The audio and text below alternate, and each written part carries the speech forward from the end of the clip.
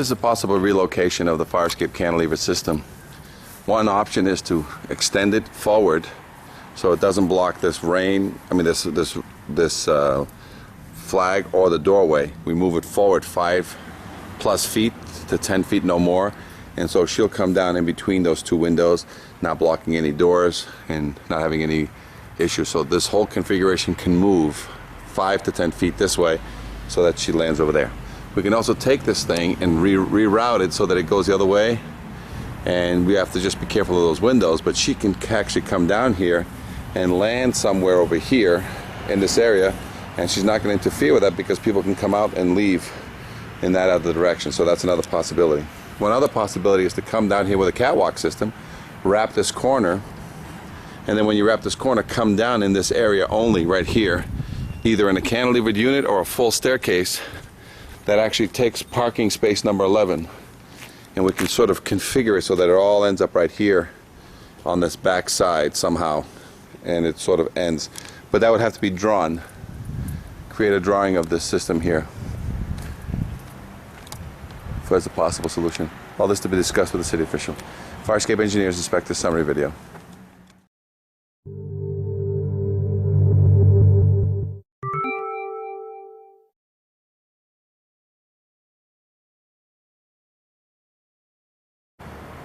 Fire escape engineers inspect the summary video. Here we are in Wolfboro, New Hampshire. We have an existing fire escape system here that we're inspecting. This is an examination to determine whether or not we can proceed with this fire escape to a load test, or if we have enough evidence of strength, satisfactory evidence of strength of proper maintenance over its lifetime to issue a certification in lieu of a load test. At this time, this fire escape has some issues, and we cannot at this time issue a certificate until certain repairs are made, and that will then allow us to proceed to the load test, or if at this time enough significant repairs are made on this fire escape, we can then proceed to a certification in lieu of a load test. Fire escape also has a paint issue. It's older than 1978, so lead issues are a concern, so this must be an EPA renovated or licensed paint job on this fire escape as part of this overall rehabilitation of this fire escape. So let's start off with the issue. Original hardware. Fire escape has original hardware everywhere, and because it's got original hardware, the only way to certify this fire escape is through a load test. Unless at some time you wish to change all this original hardware, these square head bolts, and remove any rust in any connection, by changing the fasteners and all the major structural, there is no load test. So we'll explain as we go down.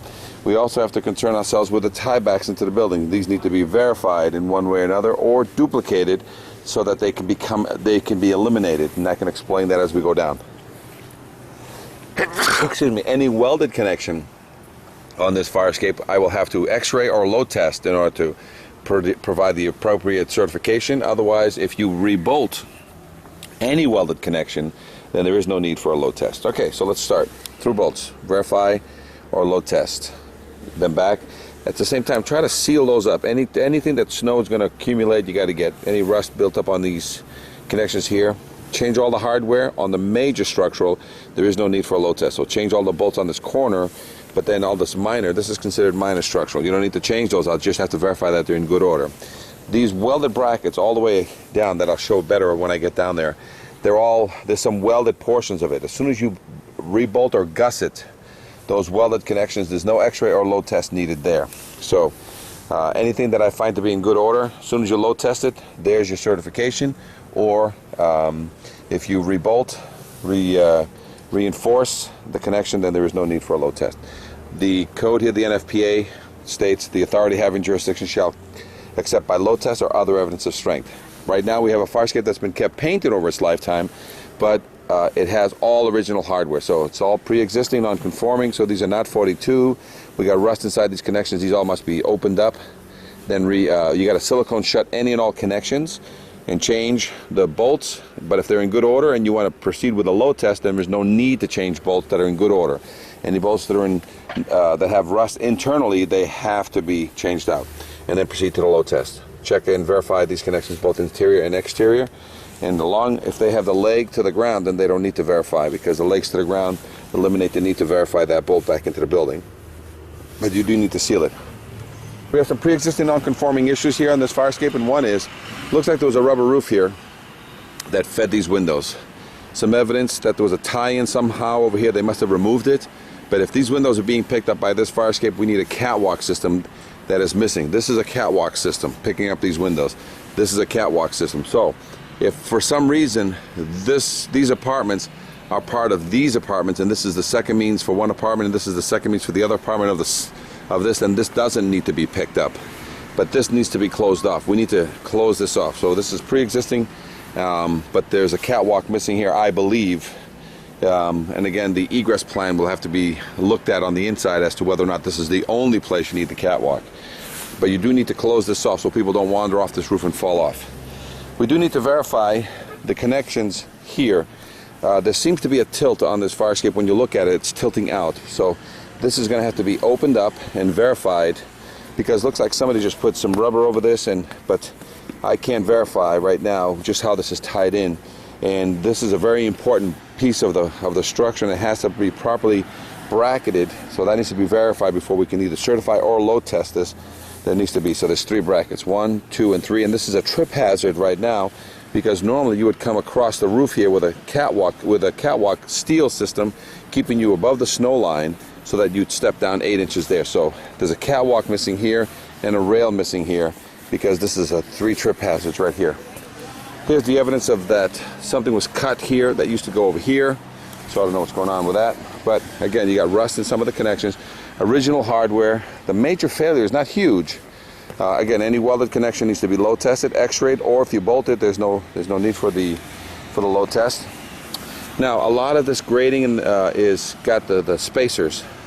Now, a lot of these spacers, in order to be certified and continue to use, unless you want to swap them out, but they look like they're in good order, you need to reinforce it, because the rod that's inside is rotting, and we can't get to that rod with all these little spacers. And a lot of times a simple flat underneath with a spacer on top that holds the ends so that this doesn't open up and your foot gets stuck is what's needed to be done here, okay? Let's go down the treads very quickly. These treads are all welded to the side and then bolted to the side. And they're not showing any rust from above, but it's all original hardware. So every one of these treads needs to be load tested if you want to keep the original hardware, or at this time, if you wish to reinforce the existing bolt, and I'll show you how to do that.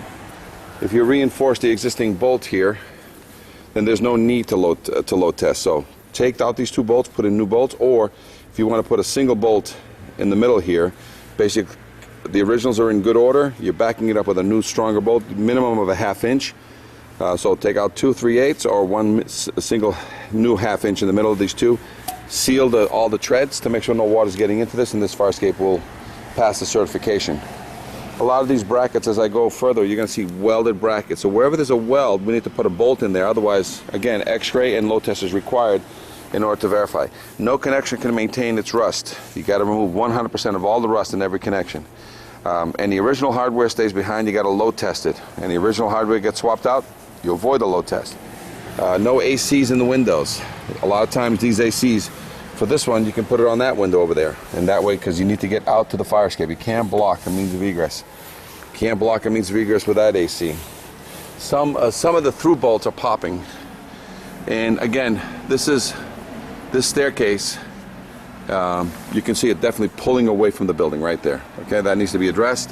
You can definitely see that there's a tilt. There's probably a inch and a half tilt, if not no more than 2 inches, tilting down like that. So it's pulling away from the building. You can see the pull over there. So that needs to be addressed. You can see a little bit of pull there. You can see a little bit of pull there. So this whole area is definitely tilting to the right side. So that needs to be addressed. More investigation is needed. We're going to involve a roofer to open up some of the roof so we can get in there to secure it properly. Then they need to close it up. You got welded connections. Put a bolt in it. There's no x-ray or load test needed. Any and all hardware. As you can see, there's some sistered brackets here. Clean it, silicone shut it. Every joint needs to be silicone so you don't get no more rust buildup like you get here. So you can't leave any rust in the connection. You can't just paint over this anymore. You got to take out all the rust, then close it up and seal it. See that open gap right there? Once you clean that, seal it up so that water doesn't get back in there. Okay? But again, no evidence of maintenance, just original hardware everywhere on this fire escape. And we've got some crushing on the wall, some pushing and pulling of the through bolts. from the building. As you can see here, there's the through bolt right there. All of these need to be verified on the inside. There's a sort of a pitch that way. It's tilting ever so slightly that way. And again, a lot of that is because it'll sometimes crush. Let's take a look at this right there. That weight box is dangerous. It's rotted through, and it's only a matter of time before that weight box drops. And right now it doesn't hit the ground with a full staircase. But it's also pulling from the wall right there, and it's also crushing the bottom part into the wall. So we need to get that addressed. They're going to have to open that up and reinforce that because that's a lot of weight. And we may be able to reinforce it by adding an additional bar up here to pick up that bracket up above and help support that. That's a lot of weight. And usually that weight is up against the wall so that way in case it does fall, it doesn't crush anybody down below. And this thing needs to be released. When you release this, it has to drop 2 to 3 feet per second.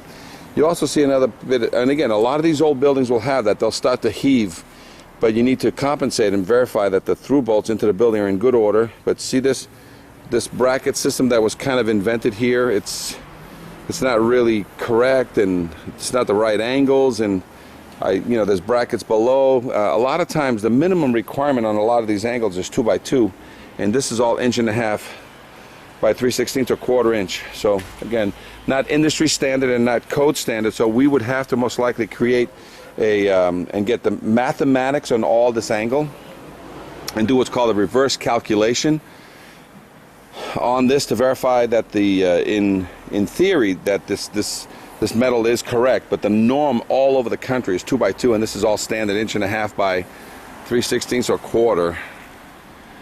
Looks to me like it's 1/4 right now, but again, this is not a standard length, standard width, standard. It's sort of, we'd have to identify when this thing was permitted and put into this building. I think it's older than 50 to 75 years old. We just need to verify, but this is not a common thickness of the angle. But going down, the cantilever does not hit the ground. The weight box has rust jacking that's happening on it that's already popped. Most likely the through rod that comes all the way through is probably, so that to me is one of the life safety concerns. So on this brackets, on all these brackets, see all the welded connections? Every one of those needs to be x-rayed or load tested, or as soon as you stop putting gussets and you stop popping bolts through, sealing all the welded joints, we avoid the load test altogether. In some cases where we have concerns about the strength, we can just sister the angles and double them up. By doubling up the 1.5 angles, we actually exceed the 2-inch angle minimum requirement on this. So we'll get to that. We got a lot of rust. Not really happening inside the treads, but you can see a lot of tears coming down. So a lot of this really is just to clean these fire escapes up, and you need to back up the bolt. Load test the fire escape treads, all of them, or put a bolt in the middle of the two and you avoid the load test altogether. And that's what I would do. This is a pretty old building.